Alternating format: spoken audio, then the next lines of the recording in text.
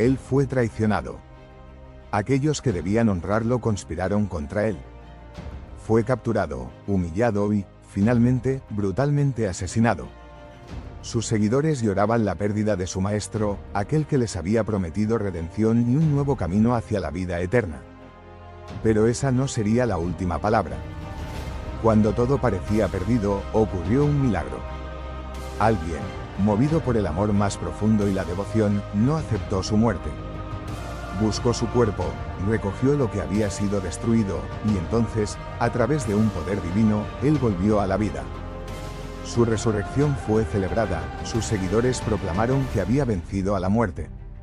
Así, su nombre fue eternizado, y su historia atravesó los siglos. Esta es la historia de Osiris.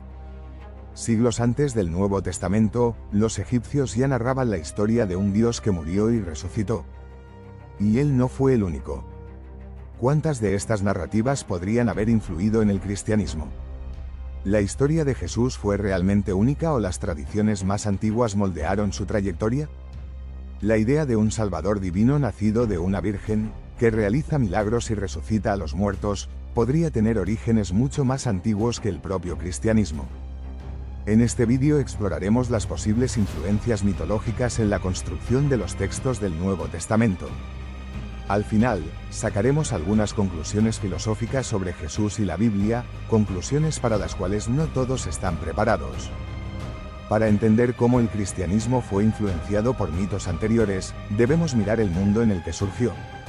El Imperio Romano era un mosaico de culturas y religiones. Dioses que morían, resucitaban, nacimientos milagrosos, todo esto ya se relataba mucho antes de Jesús.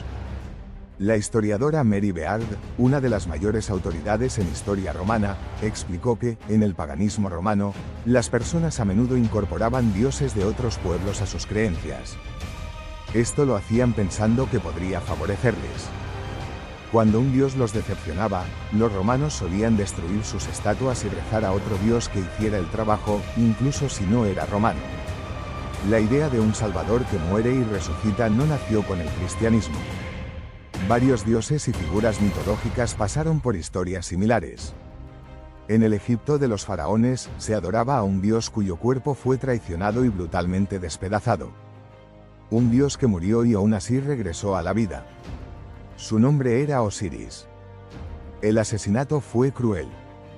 Su carne, desgarrada, sus restos, esparcidos por el mundo. Pero una diosa, Isis, movida por el amor y la devoción, reunió cada pedazo perdido. Con el poder de la magia divina, él renació. Nos detendremos más adelante en la mitología egipcia, especialmente cuando hablemos de los paralelos con la resurrección de Lázaro. Más allá del Nilo, otra civilización contaba una historia similar. En la antigua Persia, los seguidores de Mitra creían que no era un simple mortal. Nacido de una virgen, vino al mundo para derrotar el caos y traer redención. Tras su muerte, Mitra ascendió a los cielos, y sus seguidores creyeron que un día regresaría para juzgar a los vivos y a los muertos. En Grecia, otro dios vivió, sufrió y murió. Dioniso, hijo de un dios y una mortal, fue despedazado por titanes que temían su poder. Pero esa no sería su última historia. De los fragmentos de su cuerpo, la vida renació. Para sus seguidores, Dioniso representaba algo mayor, la victoria sobre la muerte. En el Oriente Medio, los fenicios narraban la leyenda de un joven divino que moría y renacía con cada ciclo de la naturaleza. Su nombre era Adonis. Descendía al inframundo, pero siempre regresaba. Estas historias de resurrección se contaban siglos antes del cristianismo. La circulación de estas narrativas influyó en los teólogos del judaísmo y del contexto romano. Sin duda, estas ideas llegaron a los oídos de los escritores de los evangelios. Las influencias mitológicas no solo abarcan la resurrección de Jesús, sino también su capacidad de resucitar a otros. El paralelismo más evidente es con la resurrección de Lázaro, según el estudioso Randall Helms. En la mitología egipcia, Osiris tenía dos hermanas, Isis y Neftis, así como Lázaro tenía a Marta y María. La ciudad egipcia asociada con el mito de Osiris, Heliópolis, se llamaba Beth-Shemesh, similar a Betania, donde ocurrió la historia de Lázaro. El nombre original egipcio de Osiris era Asar. En hebreo, Lázaro es Eleazar, nombres que también tienen cierta similitud. Dado estos paralelos, es plausible que el autor del Evangelio de Juan haya tomado elementos de la narrativa egipcia para construir el relato sobre Jesús y Lázaro. El Evangelio de Juan, el más tardío de los 4 canonizados, es donde Jesús aparece como una figura completamente consciente de su divinidad. La resurrección, aunque central al cristianismo, tiene contradicciones en los relatos de los Evangelios. Además, Pablo presenta una cronología que no coincide con ellos. Pablo, en su carta a los Corintios, menciona que la primera aparición de Jesús resucitado fue a Pedro, Cefas. Sin embargo, los evangelios relatan que las primeras en verlo fueron las mujeres que visitaron la tumba vacía o, en otros casos, 2 discípulos fuera del círculo de apóstoles. Además, Pablo menciona una aparición a los 12 discípulos, pero ¿qué 12? Para entonces, Judas Iscariote ya no formaba parte del grupo, ya sea porque había traicionado a Jesús o porque estaba muerto. Esto sugiere que Pablo no conocía las narrativas detalladas de los evangelios, ya que éstas aún no habían sido escritas en su tiempo. Según el estudioso Randall Helms, los relatos evangélicos son posteriores y probablemente fueron moldeados para dar cohesión a la narrativa cristiana. Los evangelios de Lucas y Mateo, por ejemplo, usaron a Marcos como fuente, modificando ciertos detalles para adaptarlos a sus propios objetivos teológicos. En el Evangelio de Marcos, las mujeres encuentran la tumba vacía y abierta, mientras que en Mateo, un ángel abre la tumba ante sus ojos. En Lucas, 2 hombres, posiblemente ángeles, están junto a la tumba abierta y vacía, y anuncian la resurrección. En este Evangelio, la primera aparición de Jesús es a un discípulo, y los apóstoles permanecen en Jerusalén, en lugar de dirigirse a Galilea como ocurre en Mateo.